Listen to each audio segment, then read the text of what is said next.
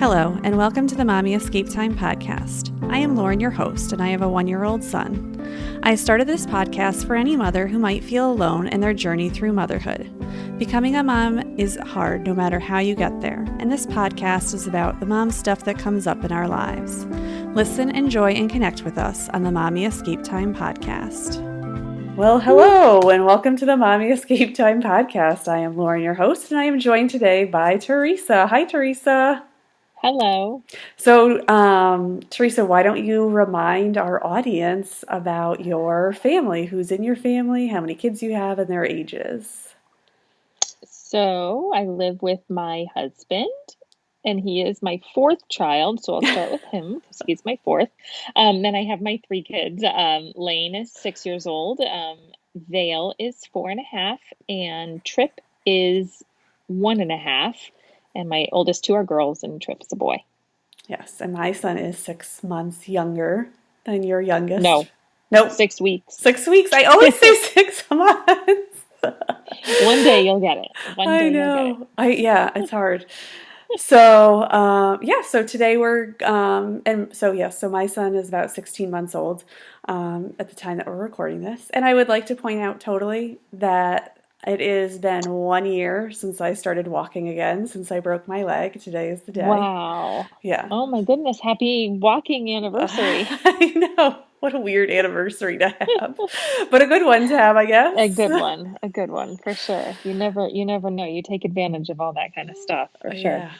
So today we're going to kind of talk about the debunking the myths of pre-pregnancy birth and having a kid, and what we thought it was like to have a kid, and what it would be like to take care of a child, and then actually having it happen and have all those things kind of go away or change or just not be what they thought they were going to be. Mm-hmm. And I'm going to kind of start in pregnancy because you had 3 pregnancies. I only had 1. But my pregnancy did not go at all like I thought it was going to go. Like, I just thought, like, oh, the first, you find out you're pregnant, you're excited, and then you don't tell anyone. And then, at 12 weeks, you tell someone, you start telling people. And, you might get a little sick here or there, and that's it. And I totally thought, and then you're fine and then you just have a baby. Like, there's nothing after that 12 weeks. Like, then the baby's safe and everything's fine and everything's easy. And that's not what happened at all. Because I was sick starting at 6 weeks to the day. And I was sick for 20 weeks. I was sick until my 20th week. I was sick. Oh my goodness. Oh my goodness. So for me, it was kind of the opposite. As I'm sure you remember, my pregnancies, I mean, if there was one thing about motherhood that I was going to say is just perfection, it would be my pregnancies. And when I first found out I was pregnant with my first baby, I remember thinking, oh, how long am I going to feel this happiness? How long am I going to feel this excitement? Because I know it's going away, because I know I'm going to be deathly ill, and I'm going to, I already know it, because vomiting is like my biggest fear in life. If one kid gets sick, I mean, I shut down mentally. I'm like, I can't do this. I can't do this because all 5 of us are going to get it. And then, our lives are going to be turned upside down. It's going to be awful. Anyway, I just overreact to vomit. It's my number one fear. I shouldn't say that. There's a lot of, I would much rather have certain other illnesses than that. Anyway, back to being pregnant. I thought I was trying to mentally prep myself for being sick all the time, and it never came. I don't even remember. No, that's not true. I do remember feeling nauseous. You saw that. I remember feeling just queasy. I wouldn't even say nauseous. I was queasy, and I didn't really want to eat all the time. And certain kinds of foods turned me off. But other than that, I never once threw up. I never once got sick. And I don't know, maybe I willed myself out of it. I don't know, but, or I'm just a really lucky person. And then for the whole pregnancy, I just felt happy and excited and ready for it. And then my birth went perfectly. Same thing. I prepped myself for the worst for labor and delivery. I prepped myself for this long, drawn out thing. And I told the doctor, yeah, I'm getting an epidural. That's going to happen because I'm a wimp when it comes to pain. I can't do pain. So just sign me up for it right away. I'll take it. And none of that. My labor went so quickly. I didn't even have time for an epidural. So it was almost the opposite in that I prepped myself for the worst and things turned out in that department of motherhood. Things turned out much better than I thought they would. And that's, I think, actually you having your kids first kind of like set me up for that. And I was like, oh my gosh, she was so great. Like she had, and again, like you had such fast births.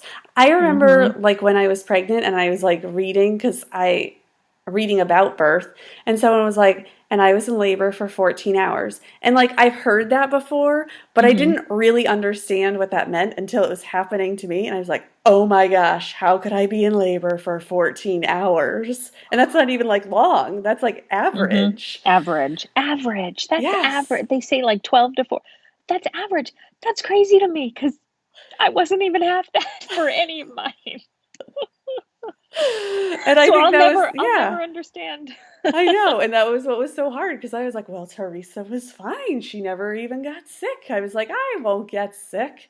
And and I think for me, like, what was that book? That they have What to expect when you're what to expect when you're expecting. That was like the worst book because nothing that I had, and they'd be like, oh, people who are as sick as you, that's very, very rare. And I was like, oh, of course.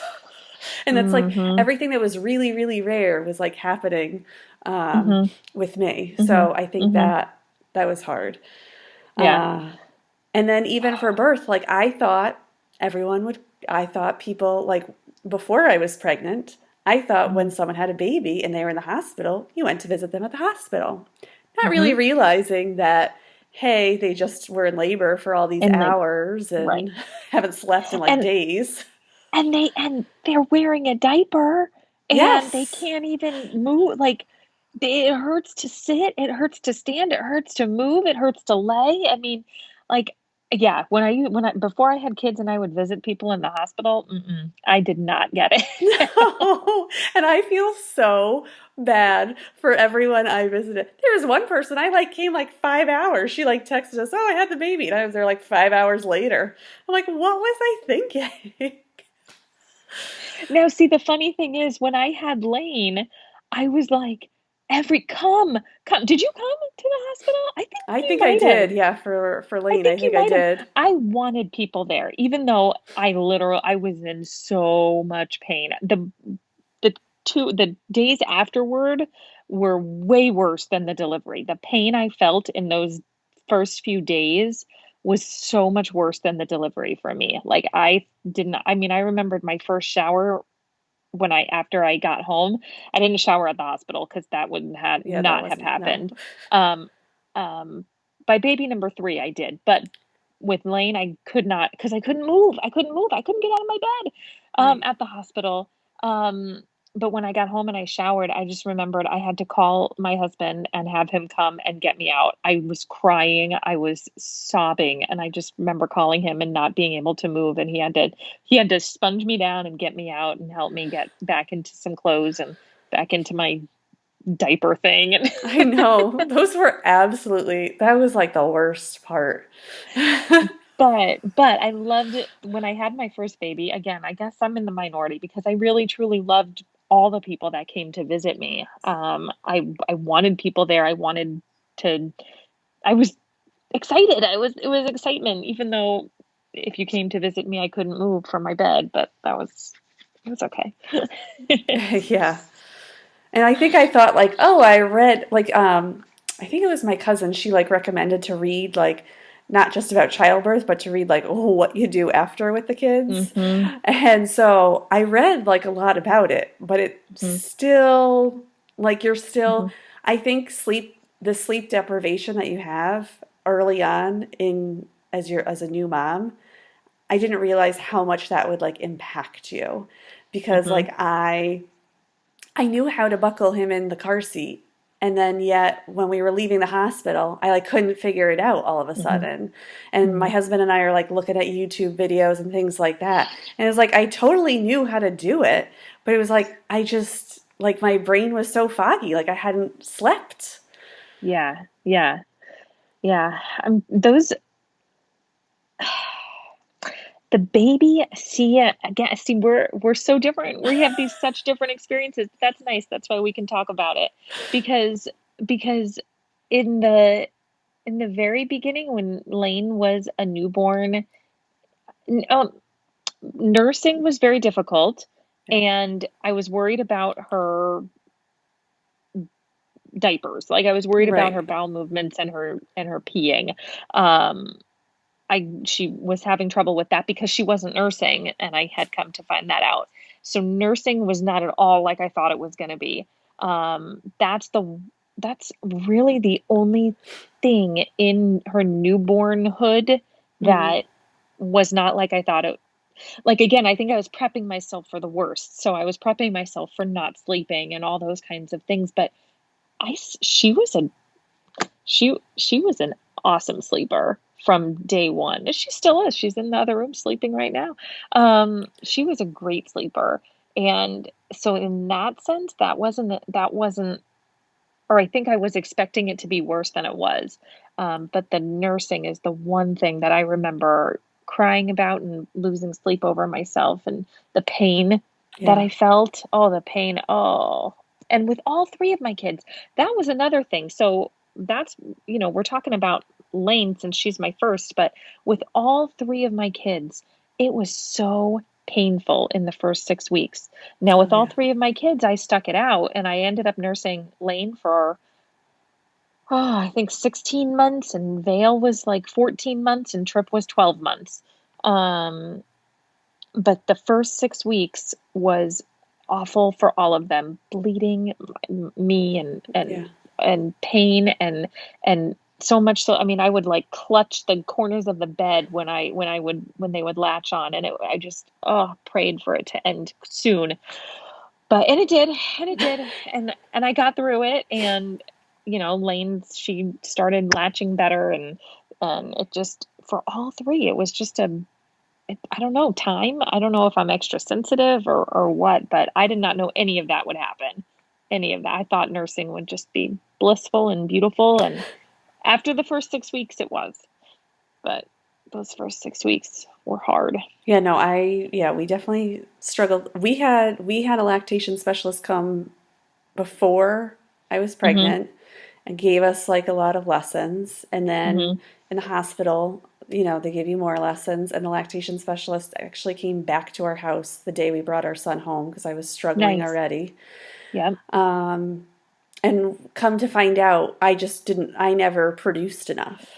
So all this time. So I don't want to say that we struggled with Luke in the beginning. He was just not getting enough. The And food he needed. right. Mhm. And so when we did finally add formula, because I don't want to say they pressured me, but they really pressured to not use any type of formula in the beginning, and just to keep nursing him. But I was nursing, I mean, I know you and I had the conversation. Yeah. I was literally nursing for 2 hours and Nonstop. then Yeah. nonstop, just switching, and then putting him down for 30 minutes, and he would get up and he would need to eat again, and I'd do another 2 hours. And like that was my life. That was definitely my life for the first 2 weeks. And Yeah. then everyone was like, I don't think you're making enough. Mhm. We finally Mhm. got to that conclusion.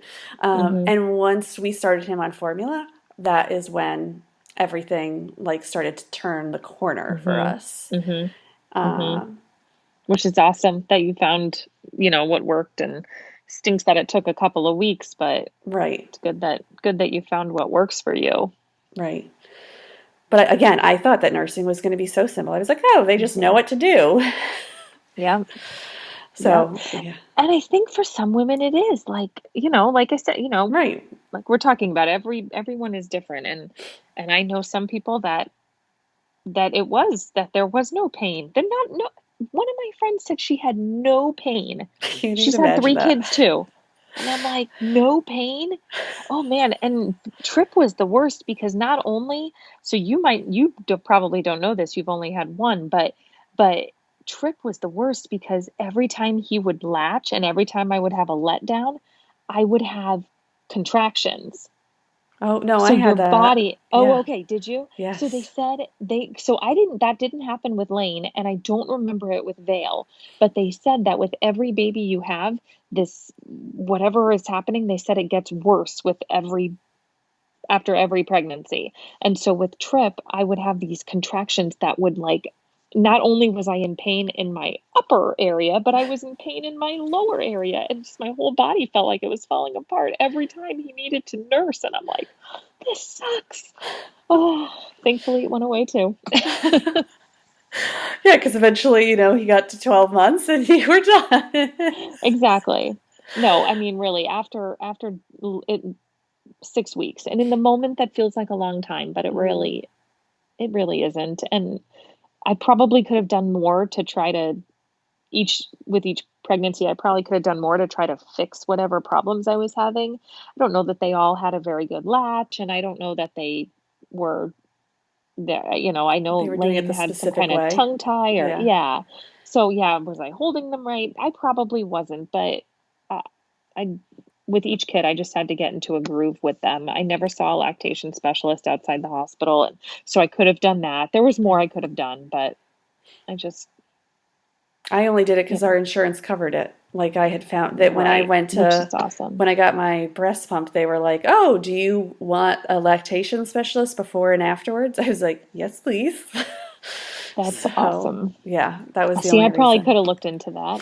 That might have been the case for me too, but I'm on the other side now, and Right, it's you're through it.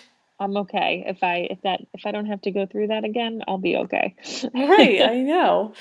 But that, yeah, I mean, yeah, I definitely, once that part was like over for me, things were like so much easier. And I remember Yeah. because I would be texting you at night and it would be like midnight and I'm like, I'm up feeding. I have not had a break. And it's not like you Hmm. can pass the baby off. Like I used to think like, oh, well, I'll be able to pass the baby off so I can get some sleep. Not if I'm feeding him. Right. Right. Right. I So, got to be a pro at nursing and sleeping at the same time, which people say don't do that because it's dangerous, but you have to doze off. Sometimes you just need to doze, and I yeah, did. there's no way So, that I was awake the 100% of the time.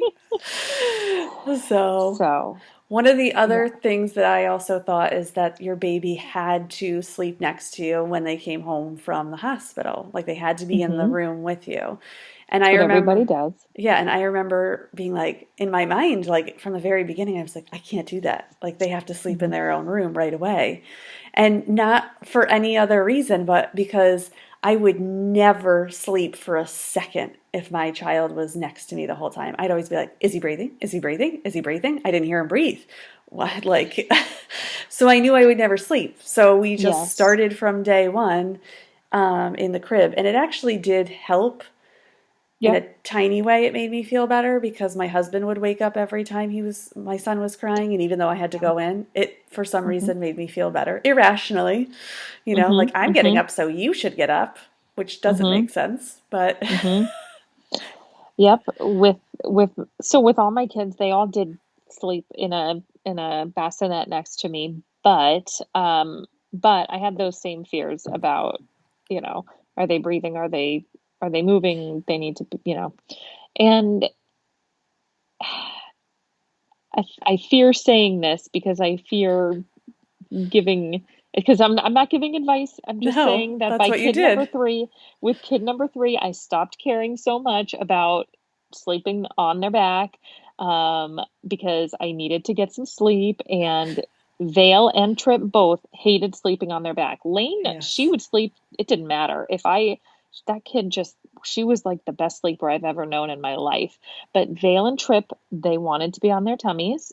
And with Vale, I remember I even posted on Facebook about it. I was like, oh, has anybody else ever done this and let their 5-week-old sleep on their belly? Because I just did it and I feel like the worst mom, but she just took the longest, stretch of sleep ever. And I felt when I was at my wit's end, I didn't know what else to do. And then when so many moms kind of responded and said, you just kind of have to do what you have to do. And so then by Trip, I was like, I'm, just, it's okay. It's okay. I'll just let him sleep on his belly. And, I know they all say you shouldn't. And I needed to, these are the things we worry about as parents. And those are those things. I didn't realize I was going to have to think about that kind of stuff. I didn't realize Right. that was the kind of stuff that was going to keep me up at night. Is my kid going to be safe if he's sleeping on his belly? Right. And I think almost like having too much information is almost like worse because there's more things because everyone has a bad story, right? Right. Like, oh, you can't do this because this will happen. Like I didn't have an issue putting my son in another room because we had the technology that we can see a video feed in there, Right. I don't know if I would feel the same way if I just had the sound, So I don't know. It's just, you have to do whatever you can do, Yes. Whatever gets you through. Right. Absolutely. Survival mode. Yes. I was talking to someone the other day, and even now at a year and a half, sometimes I just still feel like I'm in survival mode. I just need to do whatever is gonna, like, if he's playing, if the bigger kids are playing with a toy and he wants it, sometimes I need to stop him from having a tantrum. I need to just let him have the toy, whatever I'm in survival mode because I don't want to hear a tantrum. So sometimes, sorry, just give him what he wants so that we don't have to have a tantrum. Right. So.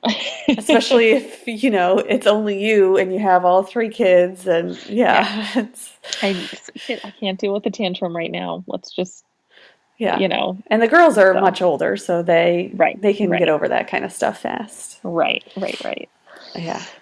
Right. I think the biggest thing that I didn't even think about was when my son was small and I could just put him in the rock and play. I know that's a controversial thing now also, but and I could just move around and put him and then get things done. Now that he's walking, or once they start moving in general, there's no keeping and there's no getting things done. Nope. It's so true. It's so true. I was doing, I don't even know if I don't know if I told you this. I was doing like a thing where after the kids would go to sleep at night, I would go out and grocery shop for people and deliver their groceries. And just to make a little side money and to get out of the house and just feel like it's not a job. I didn't need a job. It wasn't like a make or break kind of thing. It was more just like for fun because I like shopping and I thought I could shop with other people's money and get some time out of the house by myself. And anyway, so for the last couple of months, I really haven't been able to do that because now at the end of the day, when the kids go to sleep is when I have to do my chores because I can't, like I used to, like you said, I used to be able to just stick him even just a couple of months ago. I could just put him right in his like extra saucer or whatever. Right. He could be contained. He could play in the pack and play and be contained while I got my chores done. But it just doesn't happen now. At the end of the day, my house looks like a tornado went through it. If I showed you my bedroom right now, you would be like, is this even the same Teresa that I know? Because I would never have let my house look like this. And you have to let it go. I know. Like I know. I have a whole pile of clothes last month that I pulled out to donate. It's still sitting in the same spot. And I'm like, I am never going to donate these clothes, but someday someone will get them. Yeah. But like that, I how many times have you started a project and you're like, oh yeah, I'll finish that later, or like, I have to make sure I buy that at the grocery store and add that to the list. Yeah, I have like 35 different memos on my iPhone about what I need to buy all at the same trip because I can't remember that I started. And is it for this trip? Was it last time or? Yeah. Poor Trip, I have on my to-do list. I made a scrapbook, not a scrapbook, but like a Shutterfly book for both of the girls, and they each have one. I spent months working on those books. Like each of their books is over 100 pages. It was of their first year, and I went all out. I spend a very long time putting a lot of effort into their books, and poor Trip. And I always said that wasn't going to happen. I always said, number 3, he's going to get the same treatment that the first 2 got. He's going to get just as much love and attention. I don't know if he's ever going to get his little verse yearbook. I haven't even started it, and he's 18 months, and I have not started it. So well, I only have one, and I haven't started it yet either. So, but I would feel bad if I did it for the first 2 and I got to put something together, even if it's like the 20-page free Shutterfly book. I know.